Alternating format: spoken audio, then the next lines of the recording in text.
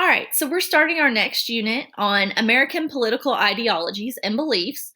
And that sounds like a lot, but in reality, we're going to be looking at the different political ideologies and beliefs that Americans have about government and politics and the government's role. And we're also going to talk a little bit about how we as individual citizens come into our beliefs about the government's role. So, first, let's talk about core political values.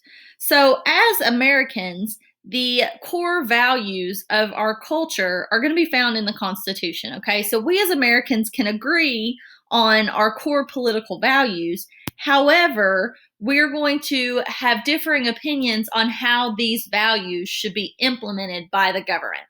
So, political culture is defined as a dominant set of beliefs, customs, traditions, and values that are going to define the relationship between citizens and government. So, the patterns of thinking that the country's citizens are going to share regarding politics. So, our opinions on what the government should be doing. So, there are 5 main American core political values. And again, these can be seen in the Constitution and in our laws and in some of those Federalist Papers that we have already read this year in court rulings. So, you can see these a lot throughout our government's history. So, those 5 core political values are individualism, equality of opportunity, free enterprise, rule of law, and limited government. So we'll break each one of those down. So first, let's talk about individualism. So this is the belief that individuals should be responsible for themselves and the decisions that they make. And this has been a core part of American settlement. Okay, so this is something that we have seen in history over time. So this is the American ideal of protecting personal freedom from government interference. This is going to be evident in the Bill of Rights and how it is going to safeguard our civil liberties. So really the big thing with individualism is going to be the sanctity of a person having individual rights versus the responsibility of government to ensure stability in a society. So what are the limitations on personal freedom, okay, as opposed to the government having to ensure security, all right? So individualism is that belief that individuals should be responsible for themselves and the decisions they make. But when we talk about government, there's got to be a balance between how much individualism can a person have versus the government making sure to ensure a stable, safe society. So the next core value is equality of opportunity. And this is the idea that everyone should have a chance to succeed. So the idea that social status is based on effort and it's not inherited. So we as Americans believe that all individuals should have the ability to compete on a level playing field where success is going to be determined by hard work and talent. Okay, so it's this idea of the American dream. So if you work hard, you can succeed. We as Americans, however, do not support the equality of result. Okay, so what that means is that we support the idea that everybody can work hard and be successful, but we don't support the idea that everyone should be successful no matter what, okay? So we value hard work, education, and determination. So we support equality of opportunity, but not equality of result.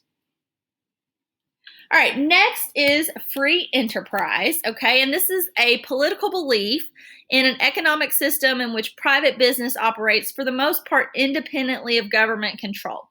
So in a laissez-faire or free enterprise system, the government plays as small a role as possible in the economic transactions among businesses. Okay, so we're talking about a couple different types of economies here.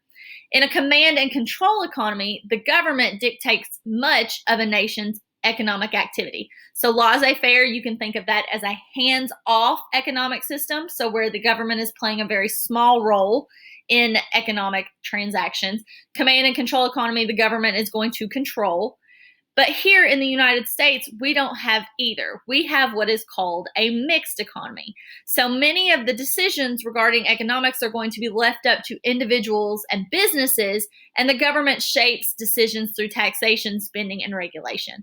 Okay, so we talked about taxes before when we talked about Congress and how it is their job to generate revenue through legislation. When we talked about regulation, when we talked about the bureaucracy and how those different agencies are going to put out regulations to keep citizens safe. So we support the idea of the government staying hands off for the most part, but regulating as needed. Okay, so our federal government is going to force companies to obey standards to protect citizens, but its control of the business industry is going to be pretty limited. Next is the rule of law. And this is the principle that no one, including public officials, okay, so your elected officials like the president, is above the law. So this requires that all individuals, including leaders, are to be held accountable to the same law. Okay, so laws are applied the same regardless of who a person is, what their position is. Okay, this can also be seen in the system of checks and balances, okay, that is designed to keep one branch of government becoming so powerful that it is above the law. Rule of law is enhanced when the government is transparent and open so that citizens can see what the government is doing. Okay, so rule of law can really be seen in the Bill of Rights, okay, because in the Bill of Rights, you are going to have the rights of the accused. Okay, so for example, the right to due process, the right to an attorney, so on and so forth. So everyone is going to be equal under the law. No one is above the law. Okay, and again, the Constitution is going to provide for impeachment, okay? So that means that no one, even the president, even federal judges, are above the law, okay? So if they violate the law, they can be removed from their position. Oops. And next is limited government, or finally is limited government. And this is the idea that human beings have inherent rights that the government cannot take away, okay? So this is going to be expressed in the Constitution, which restricts the government and its leaders by carefully enumerating the powers of the government, the powers that are denied of the government, and the rights of the people. Okay, so the government must be limited to prevent it from taking away civil rights and civil liberties.